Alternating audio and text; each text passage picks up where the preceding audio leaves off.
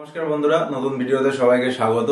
তো এই ভিডিওতে আমি যে বিষয়ে কথা বলবো, বাংলাদেশের অন্তর্বর্তীকালীন কমিটি বা অন্তর্বর্তীকালীন যে মন্ত্রিসভা হলো, তার প্রধান উপদেষ্টা হিসেবে মোহাম্মদ ইউনূস আজ শপথ গ্রহণ করলেন একটু আগেই, মানে সন্ধে না রাত্রের দিকেই।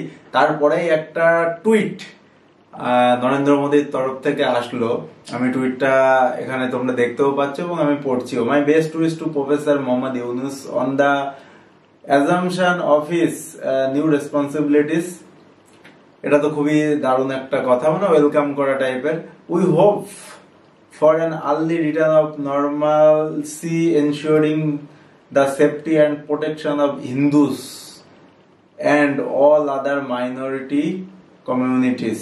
India remains committed to working with Bangladesh to fulfill the shared aspiration of both our people for peace, security and development. এই টুইটার মাধ্যমে একটা স্ট্রং মেসেজ গেল, যেটা এখানে দুটো কথা আমি উল্লেখ করব। একটা যেমন ক্লিয়ারলি নরেন্দ্র মোদী লিখেছে for the safety and protection of Hindus. আমি এই কথাটাই নরেন্দ্র মোদীর কাছ থেকে শুনতে চাইছিলাম এবং আলটিমেটলি ফাইনালি উনি বললেনও। এটা উনার যে একটা একনিষ্ঠ পরায়ণ এবং উনি যে স্ট্রং মেসেজ দিতে সক্ষম এখনো, প্লাস উনার যে একটা পার্সোনালিটি আলাদা এই বিশ্বের চোখে, সেটা উনি আবার দেখালেন। আমি এখানে ওনাকে মানে একটু সত্যি বাবা প্রেইজ যাকে বলে সেটা না করে থাকতে পারছি না। বহু দেশ থেকে বহু মেসেজ বাংলাদেশের ব্যাপারে এসেছে, কিন্তু এরকম ক্লিয়ার কাট ওয়ার্ডে লেখা এখনো পর্যন্ত কেউ লেখেনি। এই জন্যই এই মুহূর্তে দাঁড়িয়ে ওয়ান অফ দ্য গ্রেটেস্ট রাষ্ট্রনেতা বলা যায় নরেন্দ্র মোদীকে। আমি তো সত্যি একটু প্রেইজ করব, কারণ ওখানে কোথাও না কোথাও যে হিন্দুরা আক্রমণিত হচ্ছে, হিন্দু এবং আদার কমিউনিটিস, সেটা নিউজ চ্যানেলে বিভিন্ন জায়গায় দেখিয়েছে। এবং আজকে এই মেসেজের পরে মোহাম্মদ ইউনূস একটা সাংবাদিক প্রশ্নের উত্তর দিতে যে উনি নিজেও স্বীকার করলেন যে এইগুলো বন্ধ করতে হবে, হিন্দুদের উপরে যে অত্যাচার হচ্ছে সেটা বন্ধ করতে হবে। বন্ধ করার মানেটা কি? তার মানে হচ্ছে, তবে উনি বন্ধ করার কথা বললেন এবং সেই ক্লিপটা আমি এখানে একটু চালাচ্ছি। এর মধ্যে আমরা শুনলাম, আসার পথে শুনে আসছি যে এখানে আইন শৃঙ্খলার ব্যাঘাত হচ্ছে, মানুষকে আক্রমণ করছে, ঘর বাড়ি জ্বালিয়ে দিচ্ছে, সম্পদ জ্বালিয়ে নষ্ট করছে, চুরি করছে, দিয়ে যাচ্ছে, অফিস আদালতে আক্রমণ করছে, সংখ্যালঘুদের উপর আক্রমণ করছে, হিন্দু, বৌদ্ধ, খ্রিস্টান, আহমদিয়া সবার উপর আক্রমণ করছে। এগুলো হলো ষড়যন্ত্রের অংশ। এগুলো আমাদের বিষয় না।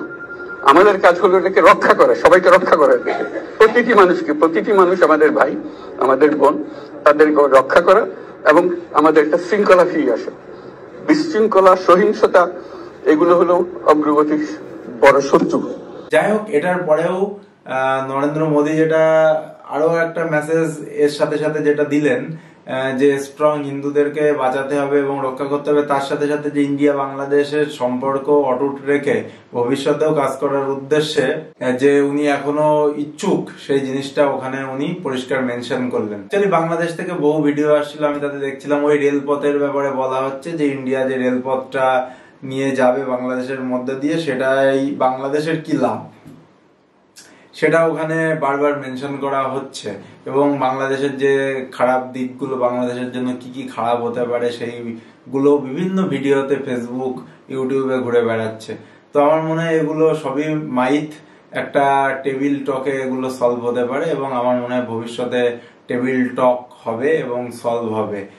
কারণ মোহাম্মদ ইউনূস প্রফেসর, ডক্টর, ওনার ব্যাপারে যদি আমি একটু আসি, ওনার ইতিহাস, ওনার মানে পড়াশুনো, ওনার জ্ঞান, আমার মনে হয় বাংলাদেশের 90% লোক জানেই না। শুধু জানে যে উনি নোবেল পেয়েছেন, কিন্তু ওনার যে কাজকর্ম সারা পৃথিবীতে কতটা প্রেইজ হয়েছে এবং সেগুলোকে বিভিন্ন ফার্স্ট ওয়ার্ল্ড কান্ট্রি গ্রহণ করেছে। এই যে ক্ষুদ্র ঋণ, মাইক্রো ফাইন্যান্সের উপরে কাজ থেকে কিভাবে মানে ছোট ছোট স্তরে ফাইন্যান্স সংগঠিত করে একটা বড় জিনিস তৈরি করা যায়, এর উপর যে ওনার দীর্ঘ রিসার্চ, এবং ওয়ার্ল্ডের বিভিন্ন জায়গা থেকে উনি সম্মান পেয়েছেন, আমেরিকা হোক, ফ্রান্স হোক, এবং এমনকি অলিম্পিকের অনুষ্ঠানে আমরা দেখেছি উনি প্রচুর সম্মান পেয়েছেন, একজন সম্মানীয় ব্যক্তি, একজন ভিশনারি ব্যক্তি। এবং বিবিসির একটা ইন্টারভিউ আমি দেখছিলাম, উনি মার্চ মাসে দিয়েছেন, সেখানে পরিষ্কার যে বাংলাদেশে নির্বাচনী অধিকার প্রয়োগ করতে পারছে না, নানান কথা আজ থেকে অনেকদিন আগেই উনি 6 মাস আগেই বলেছেন এইগুলো। তো আমার মনে হয় উনি নিশ্চয়ই ভালো এবং আগামীতে একটা উন্নত কিছু গড়ার চেষ্টা করবেন। কিন্তু তার সাথে সাথে আর একটা কথা, উন্নত জিনিস গড়ার আগে সভ্যতাকে এবং শিক্ষাকে ভালো করে শেখানোর দরকার আছে।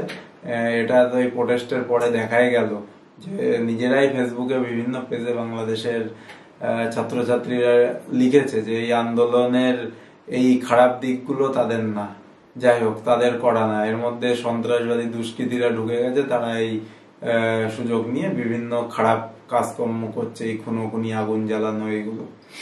যাই হোক, ভবিষ্যতে কোন দিকে যায় সেটা টাইমই বলবে, কিন্তু নরেন্দ্র মোদীর আজকের এই স্ট্রং মেসেজ এটা সত্যি দেওয়ার দরকার ছিল এবং তিনি দিয়েছেন। এবং তিনি আর একবার প্রমাণ করলেন তিনি সবার থেকে একটু হলেও আলাদা। তো বন্ধুরা, এই ভিডিওটা এই পর্যন্তই। যদি এই অ্যানালাইসিস, এই আলোচনা ভালো লাগে, আরো এরকম টাইপের ভিডিও দেখতে চাও, অবশ্যই চ্যানেলটা সাবস্ক্রাইব করো। আবার পরে এমনই একটা ভিডিওতে দেখা হবে। নমস্কার।